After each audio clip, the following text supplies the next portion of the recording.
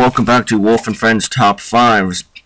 I'm joined by my colleague again for this. This time we're doing the top 5 guys in green. Not top 5 green guys, top 5 guys wearing green. So we'll start off this list with our number 5.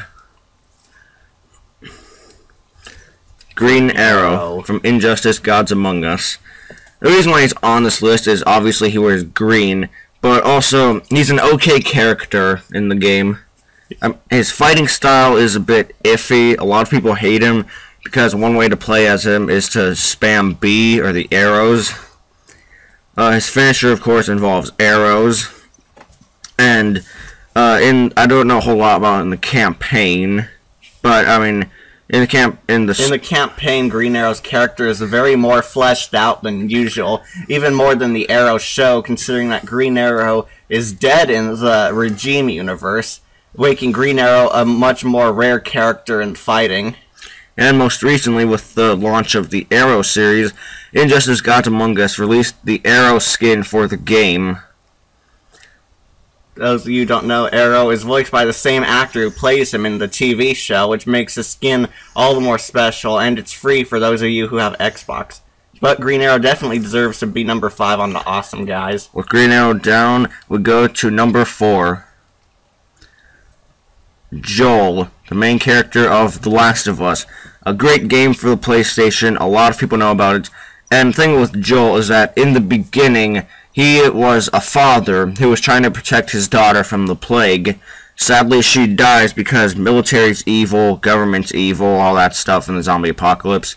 And throughout the game, he wears a consistent green plaid shirt quite often.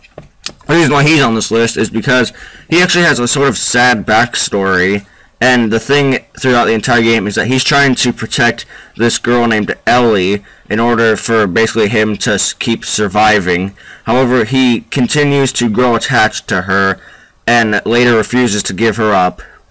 It's his own determination and his will to protect her that puts Joel on this list. In a zombie apocalypse full of mushroom people, this one badass is the last thing that can protect this small girl from the group called the Fireflies, which is basically like a terrorist group in the zombie apocalypse. But yeah. But Joel's definitely an awesome guy in green because he's killing people. Unfortunately, the green's never used as camouflage since most of these guys you fight head-on are stealthy anyway. And you're in urban settings.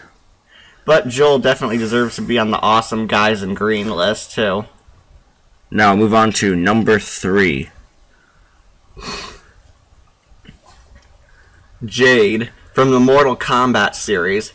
Jade was introduced in Mortal Kombat number 2 actually as a secret character and as a bonus boss. Jade comes from the Nether Realm, from the world of Edenian, I believe, where she was taken over. Her entire people were conquered by Shao Kahn, who used Jade as basically a slave, otherwise she would be a worker instead of a warrior. Jade works as one of Shao Kahn's most loyal lieutenants. Jade often uses her beauty and dangerous skills to fight, so she's not a girl to be taken advantage of.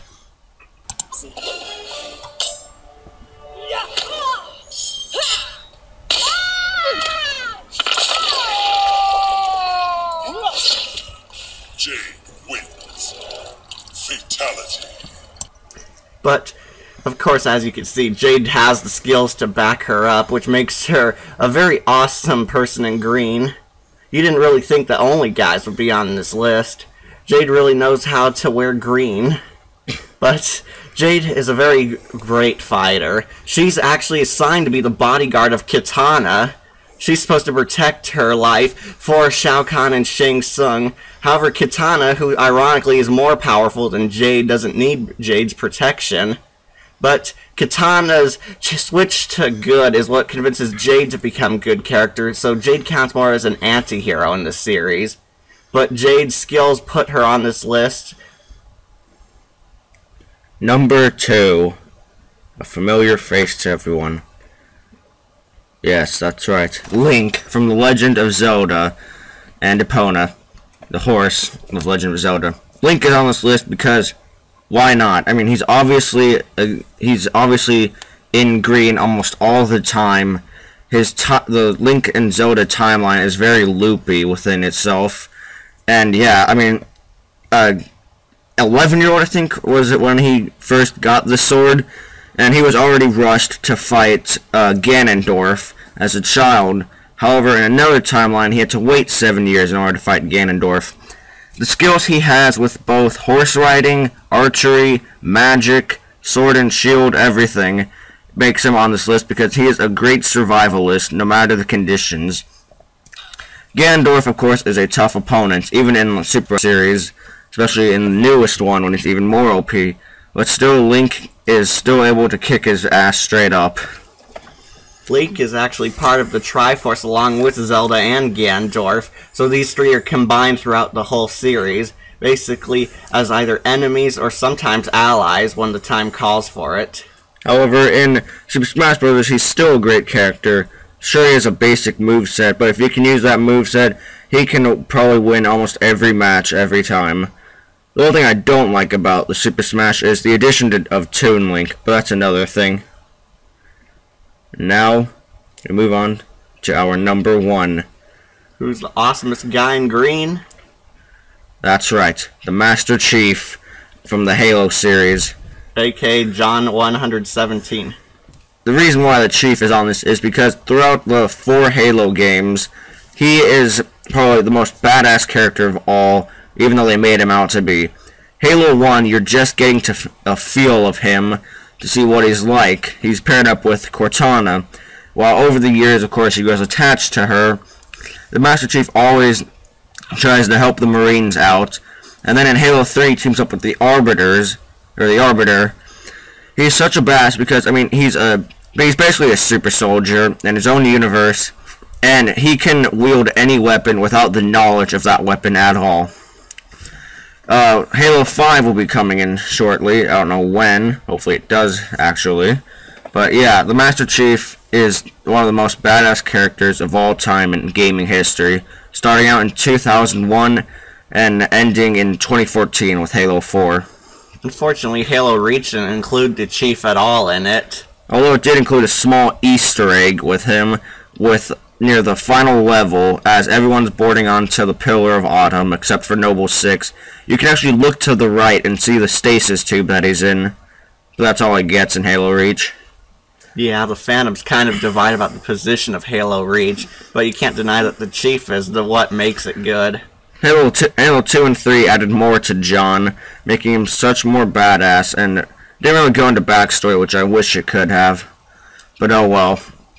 The Chief is the most badass guy there will ever be in green history, I guess. Definitely deserves to be number 1 on our list. So, with all the number 5s out, we go and move to the honorable mentions. People that are still badass, but weren't that badass to get on the list. Nathan Spencer, Kenny, and Luigi. Nathan Spencer is actually a fighter. I don't remember what game series he comes from, but he volunteered for a surgery that gave him a biotic arm, which is powered by the soul of his deceased wife. Spencer goes on a vengeance quest against the murderer of his wife, and who destroyed his life. Kenny from The Walking Dead teams up with Lee, then with Clementine to help survive. Luigi, on the other hand, is just the sidekick brother to Mario.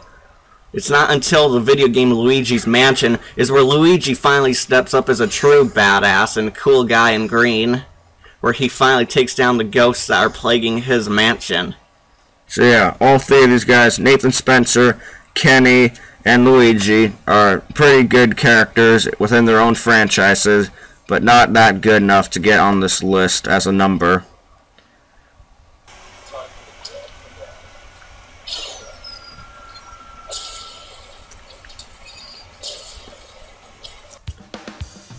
Thank you for watching. Please continue to like, subscribe, favorite, and I shall see you all later.